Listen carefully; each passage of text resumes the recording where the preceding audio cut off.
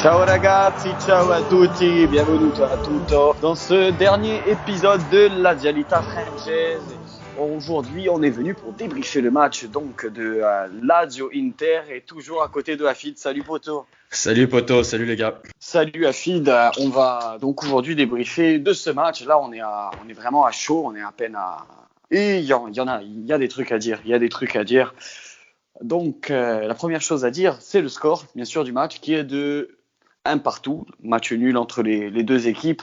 Afid, si tu veux nous énumérer le 11 de départ qui affrontait ce choc de cet après-midi. Oui, bien sûr, 2-3-5-2 avec Strakosha du côté de Lazio dans les buts comme d'habitude, Patrick, Acerbi et Radu en défense, un milieu à 5 avec Maruzic qui continue à gauche, Alberto, Leiva et Savic au milieu de terrain et Lazzari en piston droit. Et devant, ce sera Immobile et Correa. Du côté de l'Inter, Handanovic dans les buts, une défense à 3 avec Skriniar, De Vrij et Bastoni, Hakimi et Perisic en piston, Gagliardini, Vidal, Barella au milieu de terrain et un duo d'attaque avec Lukaku et Martinez. Donc deux équipes avec à peu près un style de jeu similaire, deux équipes avec le même plan de jeu, le même plan d'attaque. On s'attendait à une rencontre quand même un petit peu plus tranchante, un peu plus peut-être offensive que ça. On s'attendait pas forcément à un fleuve de buts, mais peut-être à une plus belle rencontre. Pour vous faire dans les grandes lignes, avant de rentrer dans les débats du jour qui vont venir, qu'on va énumérer. Pour les grandes lignes, en première mi-temps, une première mi-temps de la part de la Lazio vraiment très pénible, très mauvaise. Il faut pas se leurrer, elle est mauvaise. La Lazio commence bien son match à l'image des 3 premiers matchs de la saison, sans forcément, décidément, j'arrive pas à parler aujourd'hui, sans forcément la mettre au fond avec cette occasion de Luis Alberto qui a été l'homme le plus vaillant, on dira, de ce milieu de terrain en première ou en seconde période, avec une belle percée et une frappe déviée par Handanovic. Il y a eu aussi une petite tête timide de Correa, mais bon, qui manque le cadre. Après, à ce moment-là, je trouve qu'à partir de la 20e minute, la Lazio, elle baisse vraiment le rythme. L'Inter a le pied sur le ballon et commence à se créer des occasions. C'est à la 29e d'abord que la première grosse occasion d'une reprise de volée au premier poteau qu'intervient Lautaro Martinez et lui-même qui vient du coup marquer quelques secondes après le premier but de la rencontre sur un tir en pivot. Je trouve que Strakosha est fautif car on voit qu'il la touche et qu'il n'a pas la main ferme. Malgré l'ouverture du score en plus de l'Inter, la Lazio est assez stérile et donc finit cette rencontre, cette première mi-temps à 1-0 pour l'Inter. L'effet de match aussi de cette première mi-temps, c'est Radu titulaire comme tu l'as annoncé à Afid. Oui. Radu qui était annoncé depuis quelques temps, depuis 2-3 jours sur la presse italienne, blessé, qui a dû céder sa place dès la 5e minute par Bastos, si je ne me trompe pas. Et ça a été déjà la première grosse erreur d'Inzaghi dans ce match, de vouloir titulariser par peur en fait de mettre Bastos, je pense. Radu, ça fait qu'en fait on se prive d'un élément, on se prive d'un Bobby ou d'un autre joueur qui aurait pu peut-être apporter offensivement au fil de la rencontre, car Radu n'avait tout simplement pas les jambes pour continuer. Après, en plus, l'hécatombe de blessures et de pépins physiques nous a poursuivis avec du coup, vers la 40e minute, Maruzic qui cède sa place avec Mohamed Fares qui a fait son entrée en jeu, qui a fait ses premiers matchs avec la Lazio, mais pareil, moi je crains un peu le pire parce que Fares n'était pas à 100%, donc il faudra vérifier dès demain s'il n'y a pas d'alerte pour Fares, pour Maruzic et le cas Radu. Ça par contre c'est vraiment pas été vraiment malin du tout de la part d'Inzaghi qui a été quand même assez mauvais en coaching aujourd'hui. Qu'est-ce que tu en penses toi, déjà de cette première mi-temps? Une première mi-temps, ce que j'en pense c'est qu'on a démarré quand même avec un bon rythme les 5-10 premières minutes et ensuite on a arrêté de jouer. On a arrêté de jouer au milieu de terrain. On était trop bas, un milieu de terrain qui venait chercher les ballons, mais on sentait que le pressing de l'Inter était de plus en plus présent. On était étouffés. Hein, oui, c'est ça. Un gros pressing de l'Inter. Ensuite, on voit qu'ils ont vite repris le ballon et du coup, on a reculé et avec ces faits de jeu, donc comme tu les as énumérés, la sortie sur blessure de Radou, qui joue quand même avec un strap à l'ischio-jambier, qui se fait remplacer par Bastos, je le rappelle, qui lui rentre sans échauffement. Et ensuite, qui à la 45e minute avec la petite, ouais voilà exactement la petite cerise sur le gâteau, où Maruzic vient se blesser aussi musculairement. Du coup, c'est très dur pour la Lazio en cette première mi-temps. On n'a pas donné beaucoup de choses, donc c'est voilà, vraiment, déçu un peu de cette première mi-temps. Ouais. C'était quand même une première mi-temps très inquiétante. Le jeu produit est quasiment inexistant comparé à l'effectif et aux capacités qu'a cette équipe. C'est très très inquiétant. Inzaghi n'a pas pu se renouveler. Je trouve qu'en plus c'est un peu symptomatique des équipes qui sont dans le dur, c'est-à-dire qu'on est dans le dur, mais en plus que rien ne va en positivant, avec justement l'image de ces deux blessures. Mais la première grosse erreur, ça a été déjà le 11 type de Inzaghi. En seconde période, pour attaquer cette seconde période dans les grandes lignes aussi, ça va un petit peu mieux. La Lazio essaye de réagir et réagit plutôt bien dès la 52e minute. Grâce à cette tête de Savic sur second poteau, hein, qui vient, je crois qu'il saute devant Bastoni, si je ne dis pas de conneries. J'ai pas le joueur exactement, mais je sais qu'il saute plus haut, qu'il saute plus haut. Peut-être pareil, une petite erreur d'Andanovic. Pareil. Bon, après, ça, c'est en notre faveur. Après, sur un centre d'Acerbi. Un beau centre. Sur un beau centre d'Acerbi. Après, on continue à pousser, justement. Ce même Sergei Milinkovic-Savic, sa tête décroisée sur un corner qui suivait, passe pas très loin. On enchaîne les bonnes occasions. Luis Alberto, grâce à un beau dédoublement de Tucu Correa, qui profite, en fait, de ce leurre pour frapper, mais une frappe pas assez puissante. Et à partir de là, en fait de ces 15 premières minutes, comme en première mi-temps en fait, à partir de la 65e minute, l'équipe petit à petit en fait elle s'éteint. Il n'y a plus rien. Ouais, je dirais même qu'on profite un peu, de la baisse de régime de l'Inter parce que vraiment, à un moment donné, il y avait aucune âme sur le terrain. En plus, on sentait qu'avec les tifosi qui ne sont pas là, il y a certains joueurs qui jouent un peu avec le cigare à la bouche. Donc, on sentait qu'il y avait une grosse baisse de régime et que rien ne pouvait se passer. On pouvait jouer encore 50 minutes et rien ne pouvait se passer jusqu'au petit sursaut d'orgueil des occasions que tu as énumérées. Mais franchement, une rencontre stérile quand même dans l'ensemble. C'était le premier Lazio Inter vraiment décevant depuis quand même beaucoup de rencontres. C'est le premier match nul depuis 2016 entre la Lazio et l'Inter.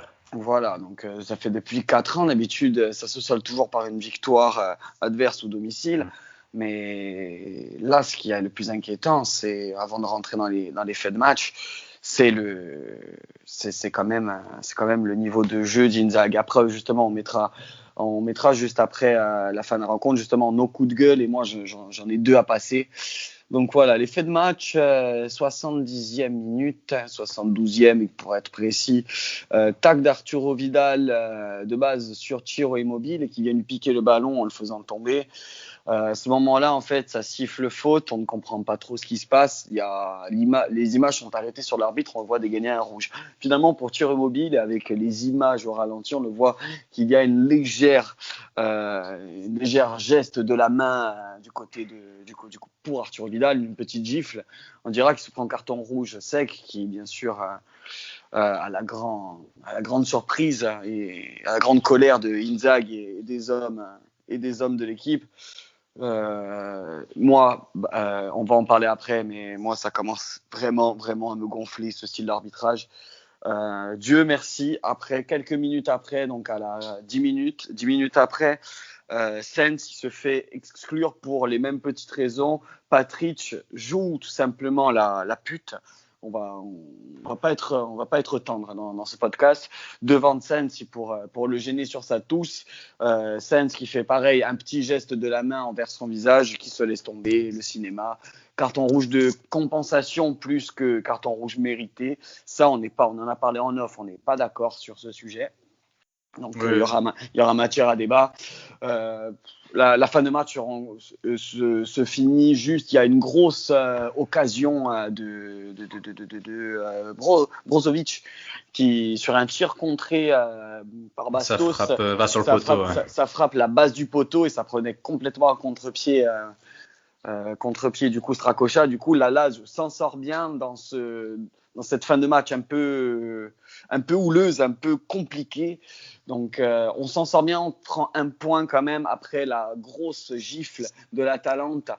On en avait besoin. C'est un bon point mathématiquement, on s'en sort même très très bien sur la physionomie de la rencontre. Mais moi, les faits de jeu, là, je vais gueuler, mais je te laisse d'abord, toi, parler justement de tes coups de gueule ou de tes coups de cœur. Si tu as des choses justement à débattre, on est là pour ça. Oui, bien sûr.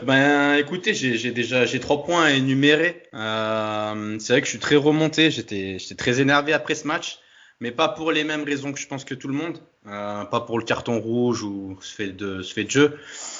Moi, je veux déjà, premièrement, ce que je veux dire à nos auditeurs, c'est que on est des supporters. Donc, on parle avec le cœur. Et quand ça va bien, faut le dire. Quand ça va pas, faut le dire. On est là dans les deux moments. Et aujourd'hui, avant que la maison Lazio brûle, il va falloir qu'on énumère les problèmes de notre Lazio. Le premier point, c'est que Inzaghi, comme tu l'as dit tout à l'heure, le 3-5-2, il n'y a pas de problème. Mais par contre, il y a un réel problème de choix. C'est interdit quand tu as un effectif de la qualité de la Lazio, avec des jeunes de la Primavera qui sont Armini, ou que tu as des joueurs comme Bastos qui peut partir titulaire, alors que Radu joue blessé avec un strap à l'ischio-jambier. C'est du coaching, c'est du mauvais coaching, c'est des mauvais choix. On dit que oui, la Lazio, on est un groupe, on est solide et tout. Inzaghi, il a confiance en son groupe. Non, je suis pas d'accord. S'il avait confiance en son groupe, il aurait mis Bastos titulaire. Et t'as pas le droit. On a un effectif de professionnels. Peu importe l'adversaire, peu importe Lukaku, Martinez, on doit mettre derrière. Il faut avoir les couilles. Ok, il faut mettre Armini. Donc premièrement, les choix d'Inzaghi durant tout le match. Déjà ça, vraiment choqué. De mettre Fares alors qu'il avait dit qu'il avait peut-être pas le choix, mais de mettre Fares alors qu'il est hors de forme. On l'a vu sa rentrée. Il était là par dépit. Ensuite. On voit très bien qu'il n'a pas mis aussi titulaire Vavro. Pourquoi ? Parce que d'une chose, c'est qu'il veut montrer en faisant rentrer aussi Parolo en défense centrale, ça on l'a pas dit. Il veut montrer à Lotito Tare que regardez, vous recrutez des joueurs que j'ai pas envie. D'accord ? Donc moi je préfère prendre un ancien et de le faire jouer derrière et de le faire descendre d'un cran. Oh, t'achètes un joueur 10 millions d'euros pour aller le faire, tu le fais pas jouer, c'est incroyable. Donc je suis pas content comment la communication entre Lotito Tare et Inzaghi se passe. Ils se font passer des mots comme ça. Regarde, je le fais pas jouer, je fais descendre Parolo, on dirait des enfants. À un moment, faut se parler, faut mettre les cartes sur la table. Et parce que sinon, on va pas aller loin. Cette année, on a la Ligue des Champions. On a le championnat, on a la Coupe d'Italie. Il faut un effectif de qualité, mais il faut aussi que ce trio-là se mette d'accord. Et je voulais aussi finir sur que Inzaghi va falloir qu'il se réveille parce que tactiquement, son 3-5-2 va falloir qu'il se renouvelle. Il va falloir qu'il nous propose autre chose parce que toutes les équipes commencent à jouer en 3-5-2. C'est fini. Ok, la surprise du 3-5-2 et tout, ça coulisse bien, ça joue bien, ça joue sur les côtés. Lazzari, il est très bon sur son côté, il y a pas de souci, c'est bien. On est effectif pour jouer en 3-5-2, mais à un moment donné, quand tu as des problèmes comme ça d'effectifs, il faut se renouveler. Il faut essayer de changer tactiquement. Et je sais pas, propose un 4-3-3, fais ce que tu veux, mais fais quelque chose. Un grand entraîneur, il reste pas sur ses acquis. C'est ce que je veux aujourd'hui dire à nos auditeurs. C'est qu'aujourd'hui, si Inzaghi il est là, c'est qu'il a des grandes qualités. Mais je veux qu'il continue et nous montre que c'est un très très grand entraîneur en se renouvelant et pas qu'en faisant des petites fausses guéguerres avec Lotito et Tare. Donc voilà pour mes coups de gueule, Pierre-Marie. Écoute, moi, j'en ai 2 coups de gueule. J'ai Inzaghi aussi, quand même. Donc, tu as totalement raison. On a des joueurs, on a un effectif, on a des types comme Nico Armin. Il est capitaine aussi de la Squadra Azzurra. Il a été capitaine de la Squadra Azzurra jeune. Bien sûr. Il a fait quand même un minimum ses preuves dans les classes jeunes. Il a fait toutes les classes. Il a été capitaine tout le temps. Qu'est-ce que tu fais jouer Radu juste pour une putain d'histoire de gamin avec Iglitar et Claudio Lotti? Au bout d'un moment, on est un club. Un club, c'est une économie, c'est des supporters, c'est des gens qui se déplacent, c'est des gens qui pleurent, c'est des gens qui sautent, c'est des gens qui rient. Mais non, il faut arrêter cette guerre à la con. Il faut aussi que Simone, avec tout le respect, tout l'amour que j'ai pour lui, c'est pour ça que je gueule, parce qu'on l'aime. Parce qu'on l'aime. Comme une personne qu'on aime, on est énervé parce qu'on tient à elle. Et j'ai pas envie qu'il se fasse virer, j'ai pas envie qu'on coule. Et il faut se renouveler là, monsieur Inzaghi. Il faut se renouveler, Mister, parce que notre système de jeu, là, on voit qu'il arrive en fin de cycle, en fin de course, et il faut vraiment se renouveler. Pourquoi pas repasser en 4-3-3? On a l'effectif aussi pour être en 4-3-3, comme il avait fait au tout départ de son arrivée avec Philippe Anderson, Keita Chir. On a les attaquants pour jouer comme ça, on a les ailiers pour jouer comme ça. Pourquoi pas tenter? Moi, la seconde, voilà. Donc, sinon, tout le reste, tu as très, très bien résumé la situation. Et moi, je voulais encore le surligner. Second coup de gueule, pas l'arbitrage. Arturo Vidal, Patrick, ces deux joueurs. Je ne vais pas parler de l'arbitrage parce qu'on est là pour parler de ballon, on est là pour parler de terrain. Même si on peut être frustré, bien sûr, il n'y a pas de problème. Même si je ne fais pas moins, les gens qui nous suivent, ils savent que j'ai pété les plans tout à l'heure en insultant Arturo Vidal sur Twitter. Au bout d'un moment, j'en ai plein le cul du foot à cause de ça. Et pour te dire, hein, je vais pas te mentir, hein, au bout d'un moment, j'ai été à ma télé pendant 5 minutes, juste après le carton rouge. J'en ai ras le cul de voir des joueurs qui sont payés des millions et pour des faux. Quand bien même Chir n'avait pas pété les plombs, on sait qu'il a ses moments de sang. Ce mouvement sur la main, sa micro-gifle, sa petite gifle, aucun humain sur Terre ne tombe à ça, même pas une gosse de 4 ans. J'en ai ras le cul des simulateurs, j'en ai ras le cul des pleureuses pour faire le foot. On joue au foot, tu es payé des millions, il y a des gens qui rêveraient.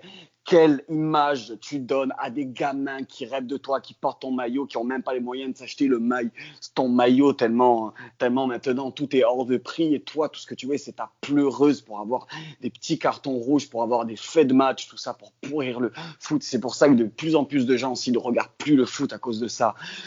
Patrick a fait la même chose sur Saint, mais bon, c'est de bonne guerre. Après là, c'est de bonne guerre. Pour moi, bien joué Patrick, bien joué Gabaron. Tu as beaucoup de défauts, mais bien joué mon petit. Même si c'est pas une image à montrer, j'en ai vraiment plein le cul de ce genre de joueur, de ce genre de pleureuse. Chir l'a déjà fait. Je n'aime pas quand tu fais ça. Je n'aime pas les joueurs pleureux. Moi, je veux 11 paires de couilles. Sur le terrain, je veux pas des pleurnicheurs. Et moi, quand je vois des types comme Arturo Vidal qui pleurent pour essayer d'avoir des petits cartons, des joueurs vicieux, des joueurs méchants, il y a être joueur méchant comme était même Zlatan, était même Gattuso ou même des Crespo. C'était pas des joueurs gentils, mais ça pleurait pas. Ça se prenait des gifs, ça se prenait des coups. On arrive dans un arbitrage aussi frêle. Guida. Bon, on parle pas de l'arbitrage italien, mais on sait très bien que l'arbitrage italien, il est complètement éclaté sol. Donc, au bout d'un moment, voilà, c'était le gros coup de gueule que j'avais. Ouais, je te comprends, je comprends ta frustration. Comme je t'ai laissé parler de cette frustration et c'est normal d'en penser. Là, de en penser plus, ça. on parle à chaud Après, juste après le match. à parler à chaud, voilà. exactement. Après, moi, j'avais pas envie de parler de ça, de ce carton rouge et tout, parce que vraiment, j'avais envie de me concentrer sur les problèmes qu'on a nous. Encore un autre problème qu'il faut énumérer. Et ça, c'est un problème aussi qui passe comme ça, comme si de rien n'était. Mais il faut le dire à nos auditeurs. Acerbi a perdu son brassard de capitaine. Aujourd'hui, Ciro Immobile s'est fait expulser. Acerbi n'a pas récupéré le brassard de capitaine. C'est Sergueï qui l'a récupéré. Il y a des problèmes en interne. Dans l'équipe, ça va pas. Il y a des gros soucis. Et je voulais aussi dire que c'est pas avec un Lulic qui revient, qui est pas en phase de reprise, comme je disais, mais qui est en phase de retraite. Et c'est pareil pour Radu, c'est des joueurs qui nous ont rendu de beaux et loyaux services et je les remercie de tout notre cœur, de tout mon cœur. Mais on peut pas continuer avec des joueurs de 35 ans qui ont joué plus de 300 matchs avec nous. C'est pas possible. C'est pas possible. À un moment, il va falloir se renouveler. Ils doivent nous accompagner, ces joueurs. Ils doivent accompagner nos nouvelles générations. Exactement. Que ce soit Parole, Lulic, Radu. c'est des joueurs. Ils doivent nous dépanner sur des petites rencontres contre, par exemple, la Samp. Là, je dis pas que la Samp c'est une petite rencontre, mais ce serait des rencontres déjà plus adaptées pour faire entrer ces joueurs titulaires. Ils doivent accompagner justement le renouvellement d'effectifs qui n'arrive pas.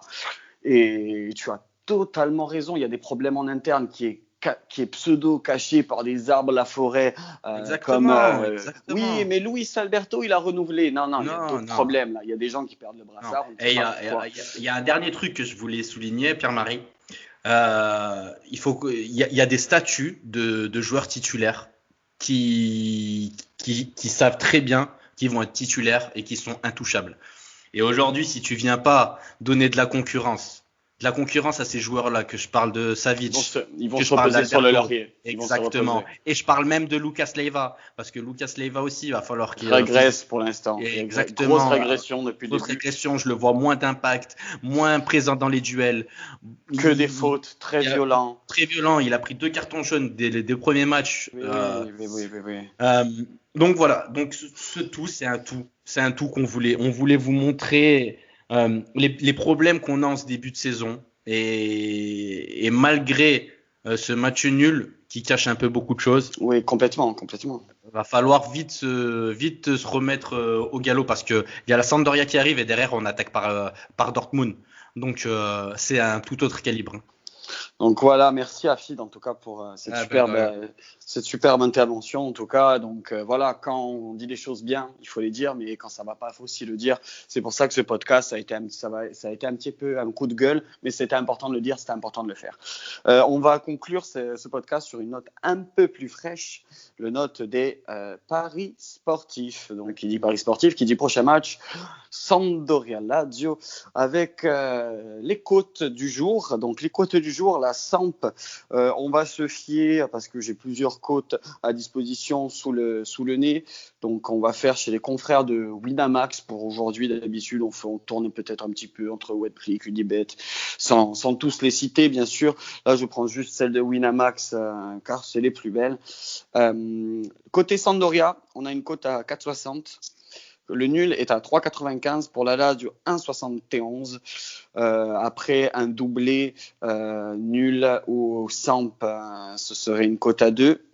Après, pour tout ce qui est là, en gros, soit la Samp, soit la Lazio qui gagne 1,24 et 1,20 nul ou Lazio.